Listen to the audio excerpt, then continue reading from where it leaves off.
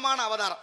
வாமன அவதாரம் எதுக்கு எடுத்தாருன்னா, மாவழி சக்கரவர்த்தி இந்த மூவுலகையும் ஆண்ட மன்னன்கிட்ட போய் யாசகம் கேட்டு 3 அடி மண்ணு கொடுன்னு கேட்டு 1 அடி விண்ணிற்கும் 1 அடி மண்ணிற்கும் 3வது அடிக்கு இடம் இல்லாம மாமல்லி சக்கரவர்த்தி தலையில கால் வைத்து பாதாளத்துக்கு அழுத்தி வச்சார். இன்னைக்கும் பாதாள உலகத்துல பெருமாள் வரம் கொடுத்தபடி அவன் உலகத்துக்கு பெருமாள் பாதுகாவலரா இருக்காராம். இன்னைக்கு வருடத்திற்கு ஒரு நாள் வருவாரா மேல. அதுதான் இன்னைக்கு திருவோணம் பண்டிகையாக கொண்டாடப்படுது.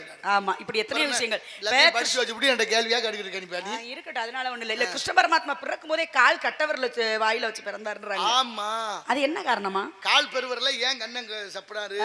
எல்லா குழந்தைகளும் இன்னைக்கு கை விரல தான் சூப்பராங்க. ஆமா, ஆனா கால் கட்ட விரல தூக்கி வாயிலே வச்சு பிறந்தவர் அப்படின்னு சொல்றாங்க. வீட்டுல பாத்து படுக்க போட்டிருக்கிற குழந்தை கால் பெருவரல சப்பறாங்க பாத்துருக்கோம். ஏன்னா கால் பெருவரல வாயில வச்சிருச்சுன்னா தாய் மாமனுக்கு ஆகாது என்பது பழமொழி, அது யதார்த்தம்.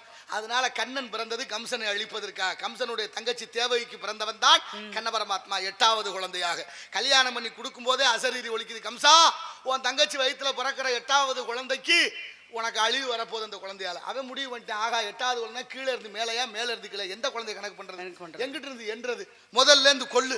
குழந்தை பிறக்க அவன் பெரிய செஞ்ச தப்பு அதுதான். தங்கச்சியும் புருஷனையும் வேற வேறக்கமா வச்சிருக்காமல, 2 பேரும் ஒரே சிறைச்சாலையில. ஏன்னா அந்த குழந்தைய கொல்லணுங்கிற முடிவு பண்ணேன். அதனால பிறந்த குழந்தையெல்லாம் கொண்டுகிட்டே வர்றேன்.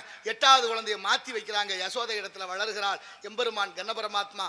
அந்த கண்ணன் தான் அந்த கம்சனை அழிப்பதற்காக இந்த நிமித்தங்கள் எல்லாம் இங்க நடந்துகிட்டு இருக்கு. கால் பெருவரல் சொன்னது, அதை விட காலில் தான் அவருடைய ஆயுசு. கண்ணனுடைய உயிர் இருந்தது கால் பெருவரல். அதனாலதான் பாருங்க, ஒரு மகாபாரதத்துல எல்லாம் முடிஞ்சு ஒரு மரத்தடியில போய் படுத்து தன்னுடைய காலை ஆட்டி கொண்டிருக்கும் பொழுது ஜரன் என்று சொல்லக்கூடிய ஒரு வேடுவன் பார்க்கிறான். மான் போல தெரிந்தது வேட்டை.